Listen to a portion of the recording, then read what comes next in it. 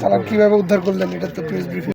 আমাদের যে সাতর ইউনিয়ন আছে, সাতর ইউনিয়নের ডালাগ্রাম, ওখানে একজন মাদক ব্যবসায়ীর বাসায় একটা বড় পরিমাণে মাদকের চালান মজুদ আছে। আমার সঙ্গে আমাদের বিগত সার্কেলের অতিরিক্ত পুলিশ সুপার জনাব শাওন তোমার সরকারের নেতৃত্বে ওখানে যাই। আমরা সেখানে যে আমাদের যে দ্বিতীয় মহিলা আসামি আছে তাকে অ্যারেস্ট করি। তার দেখানোর মতো সেখান থেকে 340 পিস ট্যাপেটাডল উদ্ধার করা হয়। পরবর্তী তাকে ব্যাপক জিজ্ঞাসাবাদে তিনি জানান যে 8 নং ভোগনগর ইউনিয়নের বড় শীতলাই গ্রাম, এই গ্রামে তার বাবার বাসায় তিনি এই বড় চালানের বাকি অংশটুকু লুকিয়ে রেখেছেন। তো তার দেওয়া তথ্য মতে আমরা বড় শীতলাই গ্রামে তার বাবার বাসায় যাই।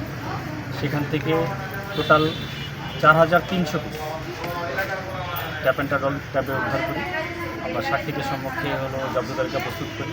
আমাদের বিধি মোতাবেক যে আইনগত প্রক্রিয়া আছে সেগুলো আমরা পরিচালনা করছি।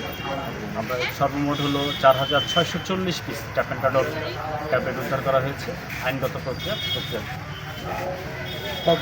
আমরা তাকে জিজ্ঞাসাবাদে এটুকু জানতে পেরেছি যে তার স্বামীও এটার সাথে ওতপ্রোতভাবে জড়িত এবং উভয়ে যোগ সাজসে তারা দীর্ঘদিন ধরে লোকচক্ষুর আড়ালে এই মাদকের ব্যবসা বিভিন্ন মাদক ব্যবসায়ী মাদক সেবীদের কাছে সরবরাহ করে এসেছে। এদের বিরুদ্ধে এখনও মামলা মোকদ্দমার কোনো তথ্য পাওয়া যায়নি।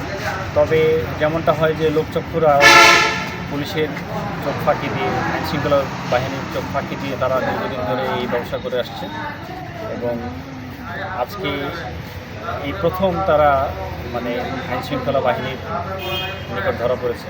আমরা তাদেরকে জিজ্ঞাসাবাদ করছি দেখি আরও কিছু যোগ হলে এর সাথেও সম্পৃক্ত অন্য কোনো ব্যক্তি থাকে আইনগত ব্যবস্থা নিয়ে।